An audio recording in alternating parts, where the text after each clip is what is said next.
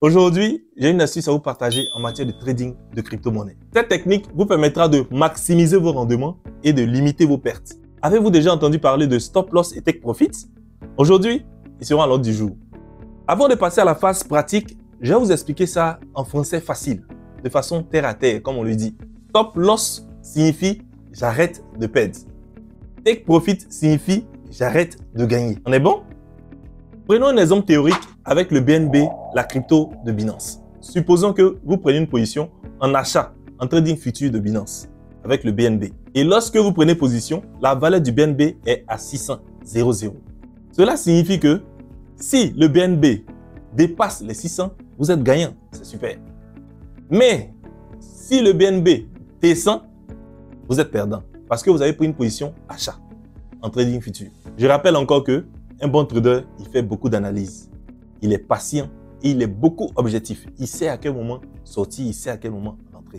Il ne prend pas position n'importe comment. Je fais cette vidéo, ce n'est pas pour inciter qui que ce soit à aller investir comme il veut. Non, je partage mon expérience pour que chacun de nous ici fasse son DIOR. Do your own research. Je partage mon expérience, documente-toi aussi pour pouvoir mieux expérimenter ça. Donc, revenons à notre exemple. Je disais tout à l'heure que vous avez pris position dans le marché lorsque le BNB était à 600.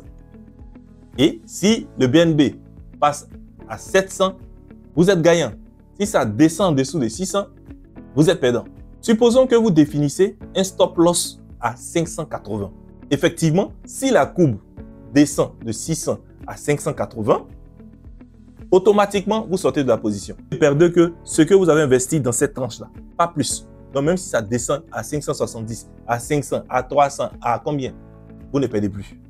Parce que vous avez dit, si ça arrive à 580, moi, j'arrête de perdre. On est d'accord? Parlons maintenant de take profit. Nous avons dit tout à l'heure que nous avons pris position lorsque le BNB était égal à 600. Si vous émettez un ordre de take profit, disons que si la courbe monte jusqu'à 700, j'arrête de gagner. Donc, vous configurez votre ordre de take profit à 700. Effectivement, même si vous dormez, même si vous êtes occupé, même si vous ne suivez plus le trading, quand la valeur du BNB va atteindre les 700, automatiquement, vous sortez de votre position et vous êtes gagnant. Je rappelle que même si le BNB monte à 1000, tu es déjà sorti, hein? Tu as décidé d'arrêter de gagner à 700. Donc, effectivement, à 700, tu sors de la position. Même si ça monte à 1000, 2000, 3000, tu ne gagnes plus. Parce que toi-même, tu as configuré ta position pour dire que si l'ordre est exécuté à la valeur de BNB égale à 700, moi, je sors. Et c'est ça, en fait. De cet exemple que je viens d'expliquer, c'est juste déjà préparer votre esprit avant de passer au côté technique. Pour les personnes qui n'ont pas encore de compte Binance, je vous invite à créer un compte gratuitement pour bénéficier de 10% de réduction sur tous vos frais de trading. Et vous vous rendez simplement sur le lien mensamaster.com/Binance. Dès que vous rendez là-bas, c'est mon lien affilié, ça m'aide et ça vous aide aussi. Passons maintenant à la phase pratique. Allons-y. Je vous présente un exemple concret de position sur la paire BNB USDT en trading de Binance Future.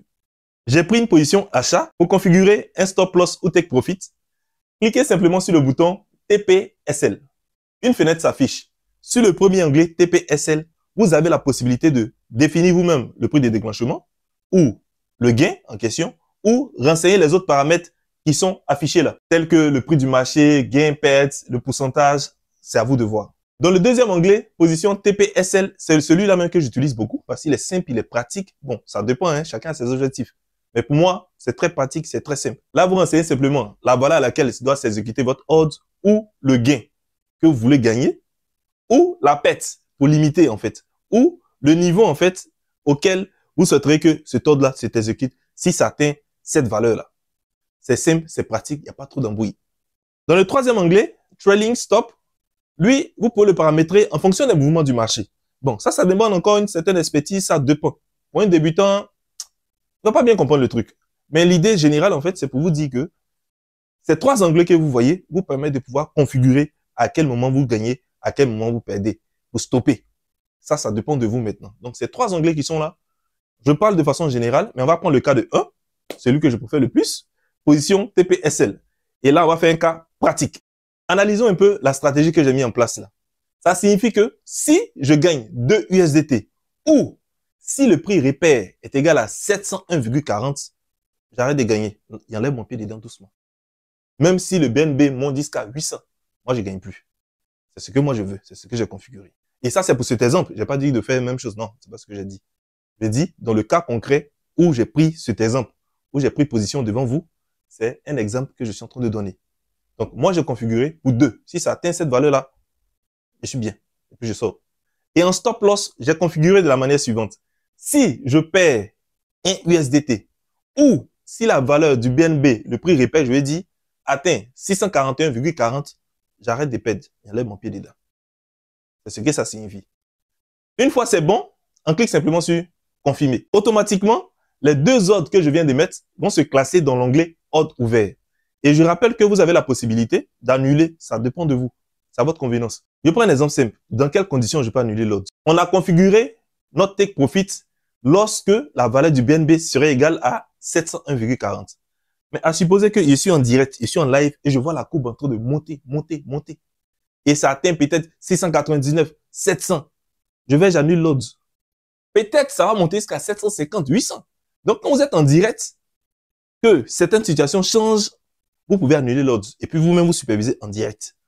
Mais c'est toujours important de toujours garder un take profit et un stop loss. Au cas où vous êtes indisponible, on peut vous appeler, votre téléphone peut sonner, votre téléphone peut se décharger, il peut y avoir une urgence, et puis vous avez oublié que vous avez pris position.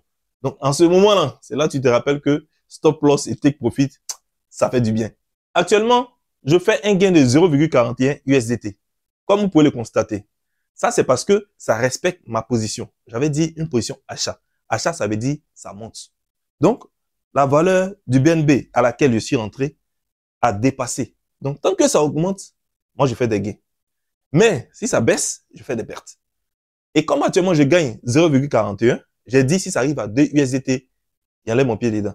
Donc, si les 0,41 augmentent 0,42, 0,5, 1, 1,5 à 2, automatiquement, ça s'arrête. Et je prends mes gains. Je retrouve tout ça dans mes actifs de mon portefeuille, tranquillement. Voici ainsi présenté la stratégie de stop loss et take profit. C'est pas sorcier, tout le monde peut le faire. Abonnez-vous pour ne rien rater des prochaines astuces que je vais partager. Et suivez Binance sur tous les réseaux sociaux pour garder l'actualité. L'information, c'est la base. À très bientôt.